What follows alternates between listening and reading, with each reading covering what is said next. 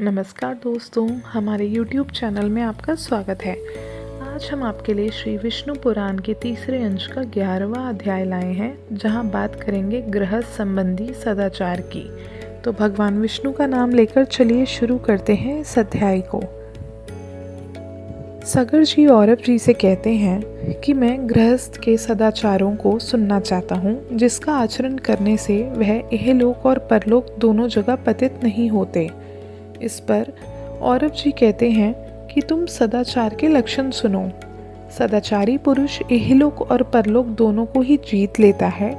सत शब्द का अर्थ साधु है। साधु वही है जो दोष रहित हो। उस साधु पुरुष का जो आचरण होता है उसी को सदाचार कहते हैं। इस सदाचार के वक्ता और कर्ता सप्तऋषिगण मनु और प्रजापति हैं।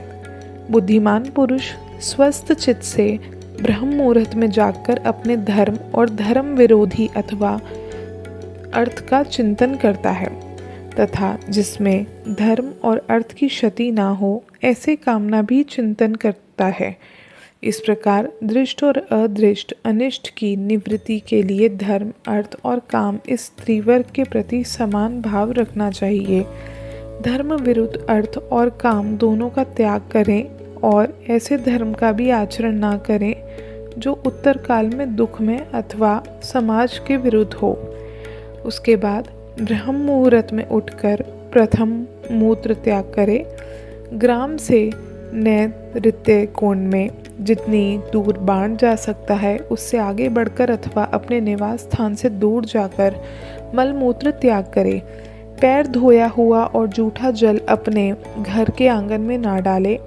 अपनी या वृक्ष की छाया के ऊपर तथा गऊ, सूर्य, अग्नि, वायु, गुरु और द्विजातीय के पुरुष के सामने बुद्धिमान पुरुष कभी मल मूत्र त्याग ना करे।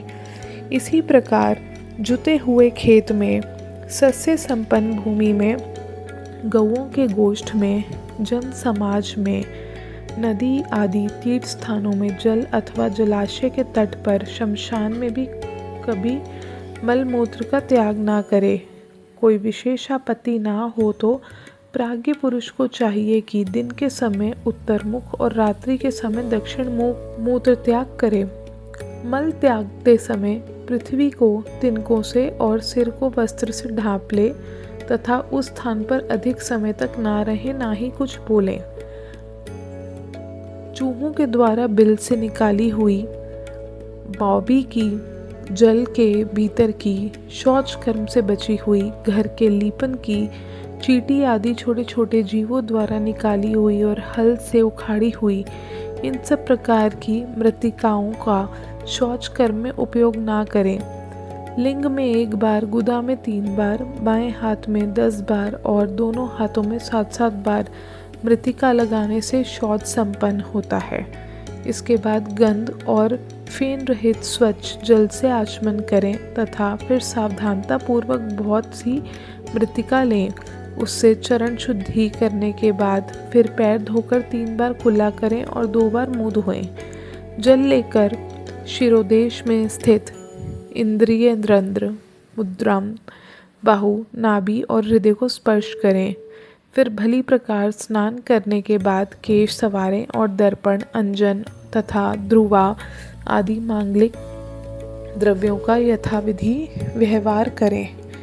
इसके बाद अपने वर्ण धर्म के अनुसार आजीविका के लिए धन उपार्जन करें और श्रद्धा पूर्वक यज्ञ अनुष्ठान करें। सोम संस्था, हविस संस्था और पाक संस्था इन सब धर्म कर्मों का आधार धन है। अतः मनुष्य को धन उपार्जन का यत्न करना ही चाहिए।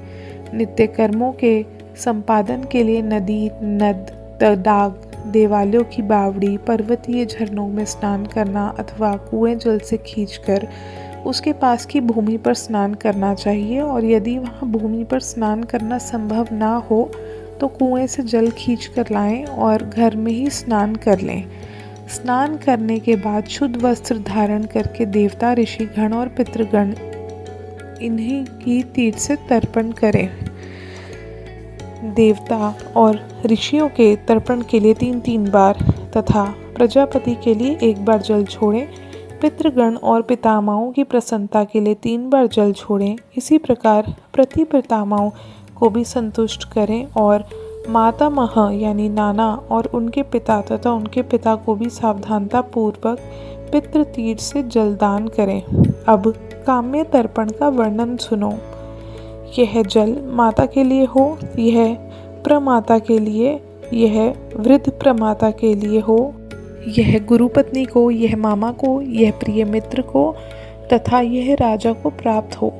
यह जपता हुआ समस्त भूतों के हित के लिए देवादि तर्पण करके अपनी इच्छा के अनुसार अभिलाषित संबंध के लिए जलदान करे। देवादि तर्पण के समय इस प्रकार कहे। देव, असुर, यक्ष, नाग, गंधर्व, राक्षस, पिशाच, गुहाग, सिद्ध, कूष्मांड, पशु, पक्षी, जलचर, स्थलचर और वायु भक्षक आदि सभी प्रकार के जीव मेरे लिए इस जल से तृप्त हों। जो प्राणी संपूर्ण नरकों में नाना प्रकार की यातनाएं भोग रहे हैं, उनकी तृप्ति के लिए मैं ये जलदान करता हूँ। जो मेरे बंधु अथवा अबंधु हैं तथा जो अन्य जन्मों में मेरे बंधु थे एवं जो मुझसे जल की इच्छा रखने वाले हैं, वह सब मेरे दिए हुए जल से परितृप्त हों। क्षुधा और तृष्णा से व्याकुल जीव कहीं भी क्यों न हो, मेरा दिया हुआ ये तिलोक धन उनको तृप्त प्रदान करे।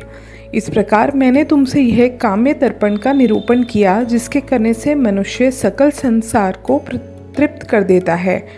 इससे उसे जगत की तृप्ति से होने वाला पुण्य प्राप्त होता है। इस प्रकार उपरोक्त जीवों की श्रद्धा पूर्वक काम्य जल दान करने के अनंतर आचमन करने और फिर सूर्य देव को जलांजलि दी जाती है। भगवान विवस्वान को नमस्कार है, जो वेद और विष्णु के तेजस्वी रूप हैं तथा जगत को उत्पन्न करने वाले हैं, अति पवित्र एवं कर्मों के साक्षी हैं। उस समय इस प्रकार कहा जाता है। इसके बाद जलाभिषेक और पुष्प, धूप, दीप आदि निवेदन करते हुए ग्रहदेव और इष्ट देव का पूजन किया जाता है। फिर अपूर्व अग्निहोत्र करें।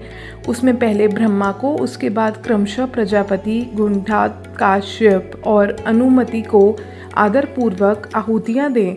उसे बचे हुए हव्य को पृथ्वी और मेघ के उद्देश्य से, उदक पात्र में धाता और विधाता के उद्देश्य से, द्वार के दोनों ओर ब्रह्मा के उद्देश्य से घर के मध्य में छोड़ दें। अब मैं दिक्पाल गण की पूजा का वर्णन करता हूँ।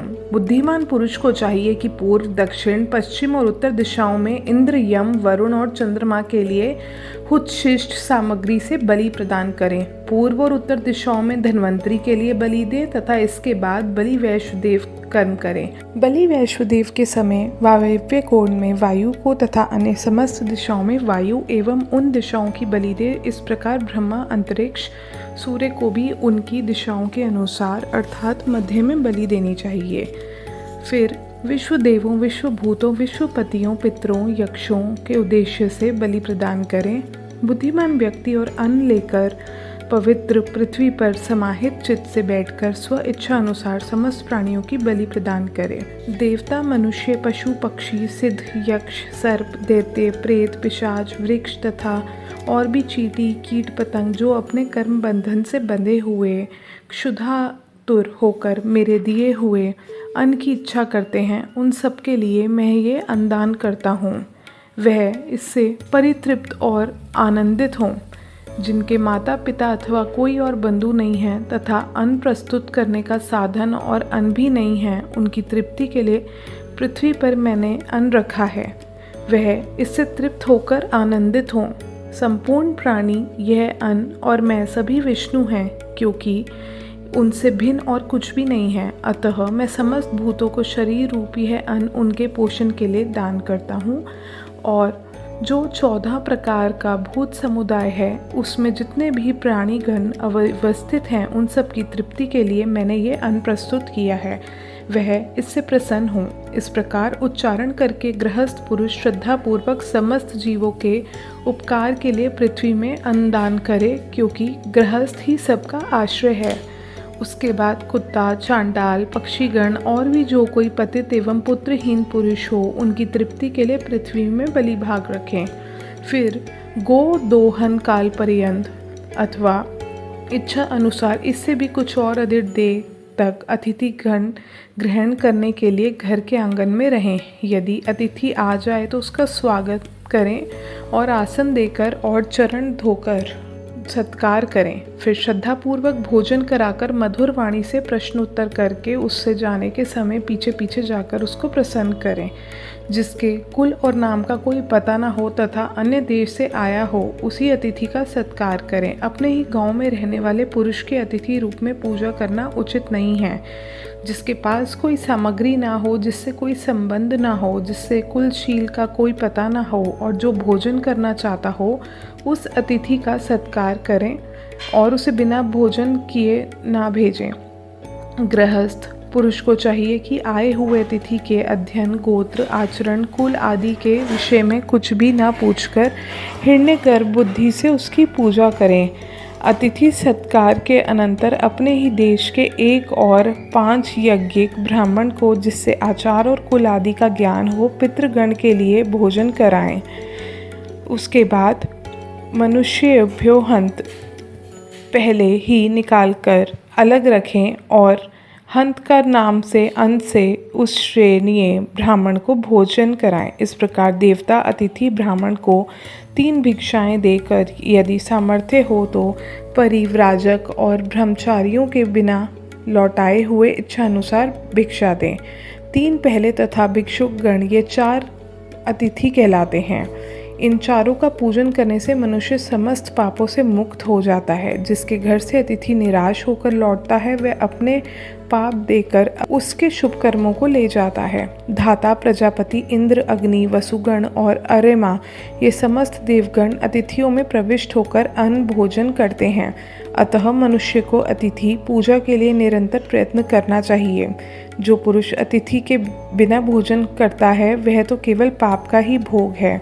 गृहस्थ पुरुष पितृगृह में रहने वाली विवाहिता कन्या, दुखिया और गर्भिणी स्त्री तथा वृद्ध और बालकों को संस्कृत अन्न से भोजन कराकर अंत में स्वयं भोजन करे। इन सबको भोजन कराए बिना जो स्वयं भोजन करता है, वह पाप में भोजन करता है और अंत में मरकर नरक में ही कीट होता है।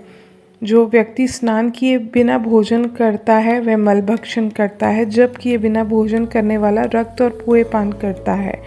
इस तरीके से गृहस्थ को जिस प्रकार भोजन करना चाहिए, जिस भोजन के करने से पुरुष पाप बंधन में नहीं होता, इही लोक में अत्यंत आरोग्य, बल, बुद्धि की प्राप्ति और अरिष्टों की शांति होती है। और जो शत्रु पक्ष का ह्रास करने वाली है, वह भोजन विधि सुनो। गृहस्थ को चाहिए कि स्नान करने के बाद यथाविधि देव, ऋषि और पितृगण का तर्पण करके हाथ में उत्तम रत्न धारण किए पवित्रता पूर्वक भोजन करे। जप और अग्निहोत्र के अनंतर शुद्ध वस्त्र धारण कर अतिथि, ब्राह्मण, गुरुजन और अपने आश्रित बालक और वृद्ध को भोजन करा सुंदर सुगंध युक्त उत्तम पुष्पमाला तथा एक ही वस्त्र धारण किए हाथ, पांव और मुंह धोकर प्रीतिपूर्वक भोजन करे। भोजन के समय इधर उधर ना देखे। मनुष्य को चाहिए कि पूर्व अथवा उत्तर की ओर मुख करके अनिमा ना होकर उत्तम और पथ्य अन्न को प्रोक्षण के लिए रखे हुए मंत्रपूत जल से छिड़ककर भोजन करे। जो अन्न दुराचारी व्यक्ति का लाया हुआ हो, घृणाजनक हो अथवा बलि, वैश्व, देव आदि संस्कार शून्य हो, उसको ग्रहण ना करे। गृहस्थ पुरुष अपने खाद्य में से कुछ अंश अपने शिष्य तथा अन्य भूखे प्यासों को देकर उत्तम शुद्ध पात्र में शांत चित्त से भोजन करे। किसी बेत आदि के आसन यानी कुर्सी आदि पर रखे हुए पात्र अयोग्य स्थान में, असमय यानी संध्या या काल में अथवा अत्यंत संकुचित स्थान में भोजन ना करे। मनुष्य को चाहिए कि परोसे हुए भोजन का अग्रभाग अग्नि को देकर भोजन करे। जो अन्न मंत्र पूत और प्रशस्त हो, जो बासी ना हो, उसी का भोजन करे। परंतु फल, मूल, सूखी शाखाओं को तथा बिना पकाए हुए लेह यानी चटनी आदि और गुड़ के पदार्थों के लिए ऐसा नियम नहीं है। सारहीन पदार्थों को कभी न खाए। विवेकी पुरुष मधु, जल, दही, घी, सूते सिवा और किसी पदार्थ पूरा न खाए। भोजन एकाग्रचित होकर करे तथा प्रथम मधुरस एवं लवण और खट्टा रस, अंत में कटु और तीखे पदार्थों को खाए। जो पुरुष पहले द्रव्य पदार्थों को, बीच में कठिन वस्तुओं को तथा अंत में फिर द्रव्य पदार्थों को खाता है, वह कभी बल तथा आरोग्य से हीन नहीं होता। इस प्रकार वाणी का संयम करके अनिश्चित अन्न भोजन करे, अन्न की निंदा न करे, प्रथम 5 ग्रास अत्यंत मौन होकर ग्रहण करे, पंच प्राणियों की तृप्ति होती है। स्वस्थ और शांत चित्त से आसन पर बैठकर अपने इष्ट देवों का चिंतन करे। पवन से प्रज्वलित हुआ जठराग्नि आकाश के द्वारा आवश्यकता अनुसार अन्न का परिपाक करे और फिर अन्न रस से मेरे शरीर के पार्थिव धातुओं को पुष्ट करे, जिससे मुझे सुख प्राप्त हो। ये अन्न मेरे शरीरस्थ पृथ्वी, जल, अग्नि, वायु का बल बढ़ाने वाला हो, चारों तत्वों रूप में मुझे परिपूर्ण करे, मुझे निरंतर सुख देने वाला हो। ये अन्न मेरे प्राण, अपान, समान, उदान और व्यान की पुष्टि करे तथा मुझे भी निर्बाध सुख की प्राप्ति हो। मेरे खाए हुए संपूर्ण अन्न का अगास्थी नामक अग्नि और बालन परिपाक करे, मुझे उसके परिणाम से होने वाले सुख प्रदान करे, उससे मेरे शरीर को आरोग्यता प्रदान हो। देह और इंद्रियों आदि के अधिष्ठाता एकमात्र भगवान विष्णु ही प्रधान हैं। इस सत्य के बल से मेरा खाया हुआ समस्त अन्न परिपक्व होकर मुझे आरोग्यता प्रदान करे। भोजन करने वाला भोज्य अन्न और उसका परिपाक, ये सब विष्णु ही है।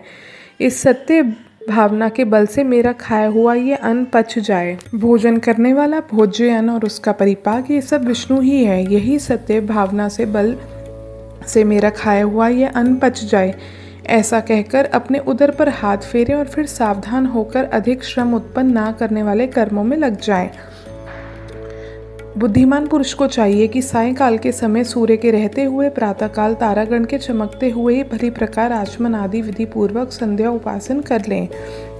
सूतक यानी पुत्र जन्म आदि से होने वाली अशुचिता, अशौच, मृत्यु होने वाली से अशुचिता, उन्माद, रोग, भय आदि कोई बाधा ना हो तो प्रतिदिन ही संध्या उपासन करना चाहिए। जो पुरुष रुग्णा अवस्था को छोड़कर और कभी भी सूर्य के उदय अथवा समय सोया है, वह प्रायश्चित का भागी होता है। गृहस्थ पुरुष सूर्य उदय से पूर्व ही उठकर प्रातः संध्या करे और सायकाल में भी तत्कालीन संध्या वंदन करे, सोए नहीं। जो पुरुष प्रातः अथवा सायकालीन संध्या उपासन नहीं करते, वह दुरात्मा अंधामित्र नरक में पड़ते हैं। सायकाल के समय सिद्ध किए हुए अन्न से गृह पानी मंत्रहीन बलि वैश्वदेव करें, उस समय भी उसी प्रकार आदि के लिए अन्नदान करें। बुद्धिमान पुरुष उस समय आए हुए अतिथि का भी सामर्थ्य अनुसार सत्कार करे। प्रथम पाँव धुलने का, आसन देने का, स्वागत सूचक विनम्र वचन कहने से तथा फिर भोजन कराने और शयन कराने से अतिथि का सत्कार किया जाता है। दिन के समय अतिथि के लौट जाने जिनका पाप लगता है, उससे 8 गुना पाप सूर्यास्त के समय लौटने से होता है। सूर्यास्त के समय आए हुए अतिथि का गृहस्थ पुरुष अपनी सामर्थ्य अनुसार अवश्य सत्कार करे, क्योंकि उसका पूजन करने से ही समस्त देवताओं का पूजन हो जाता है। मनुष्य को चाहिए कि अपनी शक्ति के अनुसार उस भोजन के लिए अन्न, शाक और जल देकर तथा सोने के लिए शैया और घास फूस का बिछौना अथवा पृथ्वी पर ही उसको देकर उसका सत्कार करें। उसके बाद गृहस्थ पुरुष सायंकाल का भोजन करके तथा हाथ पांव धोकर छिद्रहीन काष्ठ में शैया पर लौट जाए, जो काफ़ी बड़ी न हो, टूटी हुई हो, ऊंची नीची न हो, मलिन और जिसमें जीव हो ऐसे, जिस पर कुछ बिछा हुआ ना हो, उसे शैया पर ना सोएं। सोने के समय सदा पूर्व अथवा दक्षिण की ओर सिर रखना चाहिए। इसके विपरीत दिशाओं की ओर सिर रखने से रोगों की उत्पत्ति होती है। ऋतुकाल में अपनी ही स्त्री से संग करना उचित है। पुल्लिंग नक्षत्र में युग्म और उसमें भी पीछे की रात्रियों में शुभ समय स्त्री प्रसंग करें, किंतु यदि स्त्री अप्रसन्ना, रोगिणी, रज्ज्वला और क्रोधिता, दुखिनी अथवा गर्भिणी हो तो उसका संग ना करें। जो सीधे स्वभाव की ना हो, परिभिलाषिणी अथवा निर्भिलाषिणी हो, क्षुधार्ता हो, अधिक भोजन किए हुए हो अथवा पर स्त्री हो, उसके पास न जाएं। यदि अपनों में ये दोष हो तो भी स्त्रीगमन ना करें। पुरुष को उचित है कि स्नान करने के अनंतर माला और गंध धारण कर काम और अनुराग युक्त होकर स्त्री गमन करे। चतुर्दशी, अष्टमी, अमावस, पूर्णिमा और सूर्य की संक्रांति ये सब पर्व दिन हैं। इन पर्व दिनों में तैल, स्त्री अथवा मांस का भोग करने वाला पुरुष मरने पर विष्ठा और मूत्र से भरे नरक में पड़ता है। संयमी और बुद्धिमान पुरुष को इन समस्त पर्व दिनों में जो देव उपासना, यज्ञ अनुष्ठान, ध्यान और जप आदि में लगे रहना चाहिए। गऊ, छाग और अन्य अयोनियों से औषध प्रयोग से और ब्राह्मण, देवता, गुरु के आश्रमों में कभी मैथुन ना करें। चैत्य वृक्ष के नीचे, आंगन में, तीर्थ में, पशुशाला में, चौर गृह पे, शमशान में, उपवन में अथवा जल में भी मैथुन करना उचित नहीं है। पूर्वोक्त समस्त पर्व दिनों में प्रातः काल और सायंकाल में तथा मलमूत्र के वेग के समय बुद्धिमान पुरुष मैथुन में प्रवृत्त ना हो। पर्व दिनों में स्त्री गमन करने से धन की हानि होती है। दिन में करने से पाप होता है, पृथ्वी पर करने से रोग होता है, जल में करने से, स्त्री प्रसंग करने से अमंगल होता है। पर स्त्री से तो वाणी से क्या, मन से भी प्रसंग ना करें, क्योंकि उससे मैथुन करने वालों का अस्थि बंधन भी नहीं होता, अर्थात उन्हें अस्थि शून्य, कीट आदि होना पड़ता है। पर स्त्री की आसक्ति पुरुष को इहलोक और परलोक दोनों जगह भय देने वाली है। इहलोक में उसकी आयु क्षीण हो जाती है और मरने पर वह नरक में जाता है। ऐसा जानकर बुद्धिमान पुरुष उपरोक्त दोषों से रहित अपनी स्त्री से ऋतुकाल में प्रसंग करे तथा उसकी विशेष अभिलाषा हो तो बिना ऋतुकाल के भी गमन करे। इस प्रकार श्री विष्णु पुराण के तीसरे अंश का 11वां अध्याय समाप्त होता है। 12वें अध्याय में हम गृह संबंधी सदाचार का वर्णन करेंगे। धन्यवाद।